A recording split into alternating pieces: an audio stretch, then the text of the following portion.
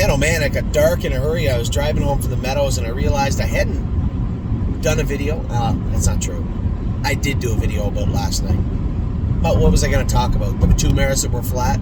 Compass Rose DC needs to do more work. I'm going to get the vet to look at her. I need to hear, oh, there's a point in her blood that's screwed up. Her AST is a little high. You know, something needs to be clarified with Compass Rose DC because she was in a spot to win last night and didn't.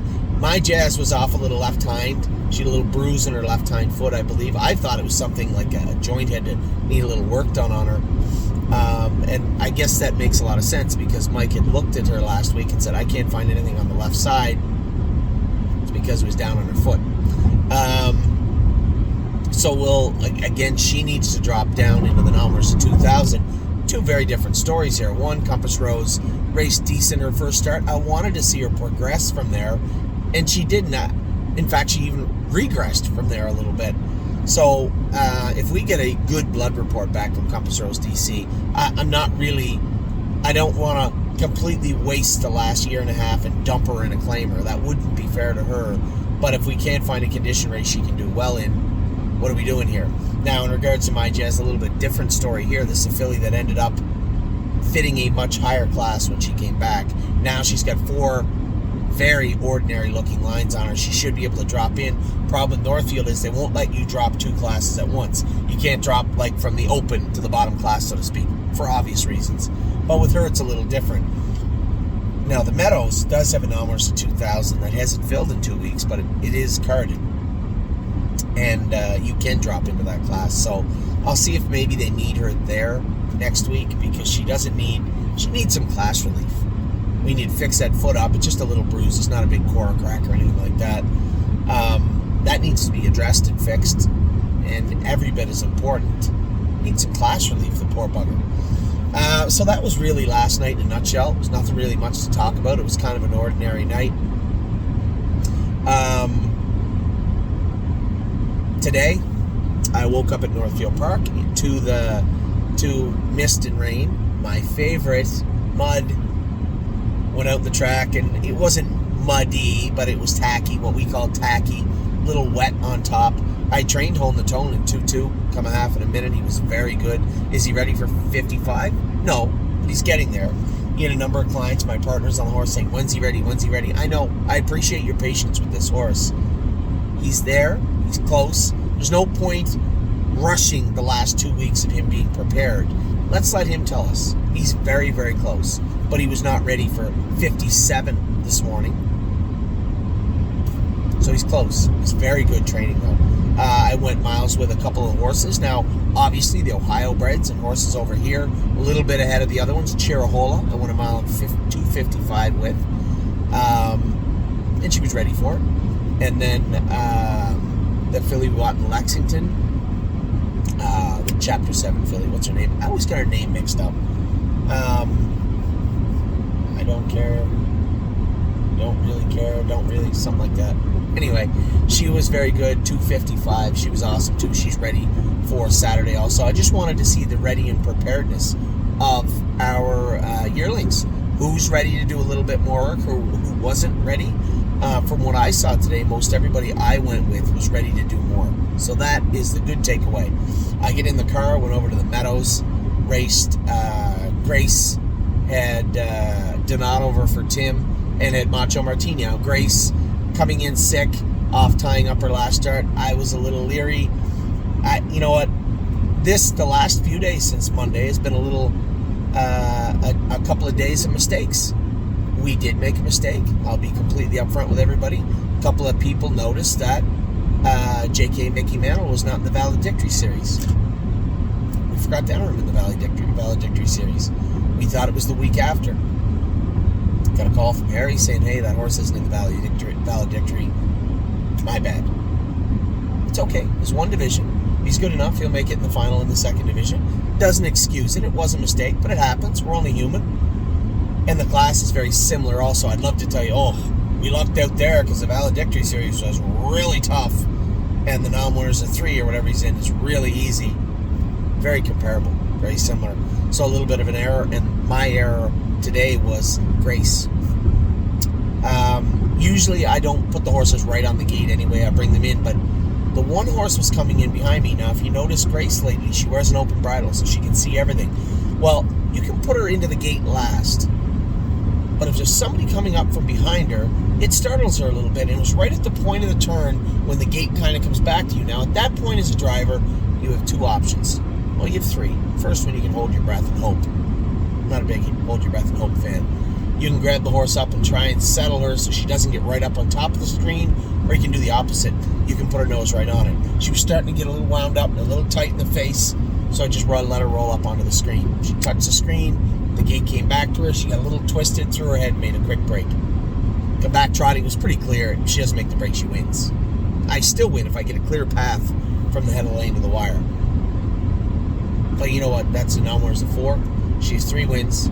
She will win that class. It just should have been today.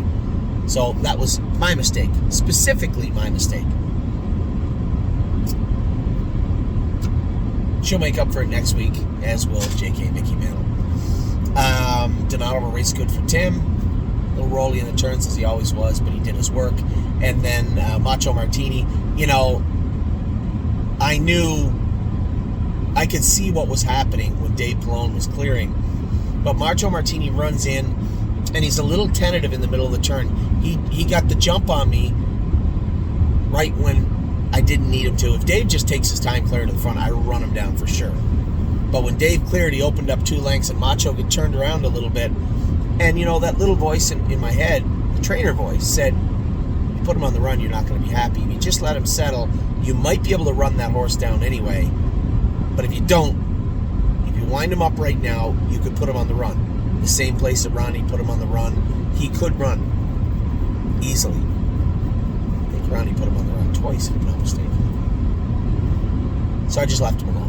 We come out of the turn, he finished hard. He's very close to being into a position where Tim has got him very good now. As we start to move some horses around, and there's no real need for Macho to move from here right now, but if there's a clear path at Mohawk for a horse like him, now that Sailor is out of there, but now Red Overbach will be going back after Friday. The reason I wanted to race Red Overbach in the class here at the Meadows for 7,500 is because he fits horses that raced for a purse of less than 9,000 or less in their last 5. That is a class at Mohawk. So by racing him here, we can fit him in the bottom class and ensure that he stays there for 5 starts. One of the bottom classes. Is there a spot for Macho Martini? Because he's actually a little better than Red Overbach right now. He was very good today. I know you're going to say it was a mile 57. Kind of a tacky, miserable, rotten day. It wasn't super cold, but it just wasn't a nice day at the Meadows, and he raced very good. But he finished very hard and felt very fluid. Felt safe. And that was the biggest thing. To build this horse's confidence, you got to keep him from making breaks. You got to let him, do his work in places he may otherwise make an error. Today he did his work very well. He just couldn't run that guy down, and I let him get away from me. I knew what was happening. I could see it. I just didn't want to jeopardize the horse making a break. It was a bad spot. And that's why he races so well first over, is because when you roll up to the leader and it looks like he starts to run in and it looks like he's laboring, which he is a little bit, but he's always kind of saving a little bit. When you come out of the turn, he takes off. That's why he run that horse down last week, is because if you don't get away on him, he'll get you. If he's in the class with horses he should be able to beat, he will.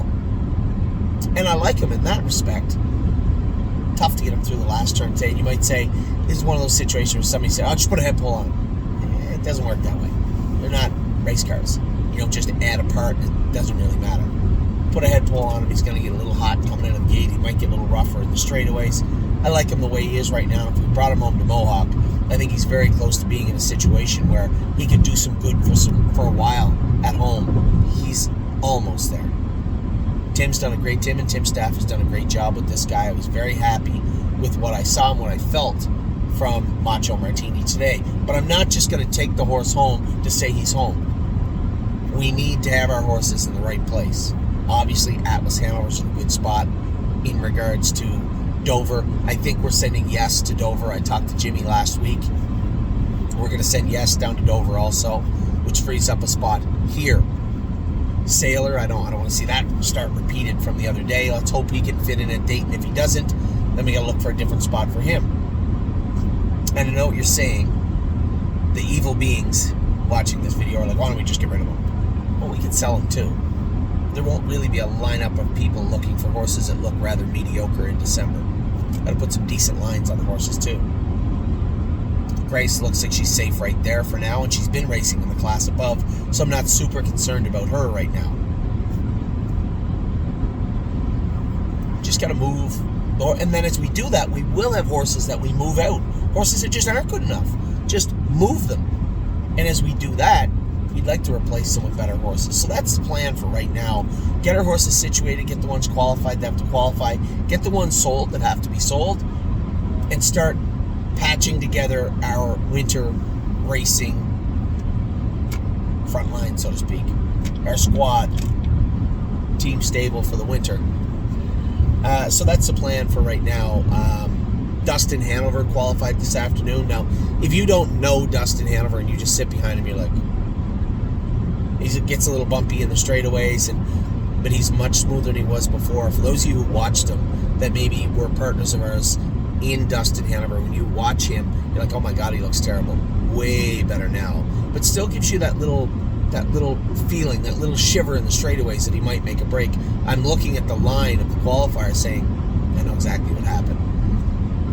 Luke said he was super strong, very, very, lots left in. I know he had lots left because I trained him 2 seconds faster the other day on the cold day that was here last week. So do we qualify him again or school him up, tight race him? He's going to need one more fast line. And where do we race him? It's a good question too. So lots of questions we have to answer over the next little while, but the good news is lots of really fast horses waiting to answer those questions for us. Every day I'm looking at On Gate to see if there's any horses that'll do us some good. There were some over the last week, but the other side is affordability. You can't just go out and buy horses just to say, oh, we bought a horse. Good for you. So all these moving parts are going at the same time. Now, as I will for the rest of the week, I'll bring up the RSVPs for Northfield Park on Saturday. Somebody sent me a message, hey, maybe I wasn't clear. 2 things. I did make another error. In my video the other day about Resolute Bay, somebody pointed out, I said, oh, we could sell him. I was not clear enough. Resolute Bay is not going anywhere. So for the smaller group, the few clients that really own a piece of him, said, oh, now's the time to cash out. You can sell your shares on the stable marketplace, but we're not selling Resolute Bay. Resolute Bay, if you put him on Gate right now, I'd be bringing you a message about how I wanted to buy this Resolve horse that's racing at Mohawk. He'd be the type of horse we'd want to buy. So we're certainly not going to sell him. There's no reason, especially after the other night. There's no reason to do that. The open house, somebody had said, oh, I think they're bringing all the horses to Mohawk on Friday. I need to set the table clear, and this is a bit of a dog's breakfast. Friday morning, we're going to have the drone videos, same as we did the other day, and everyone is invited out to the farm. I'm sure there'll be enough parking, and we'll have coffee and donuts. Drop us a line to let us know you're coming, please, so we make sure we have some coffee and donuts for everybody.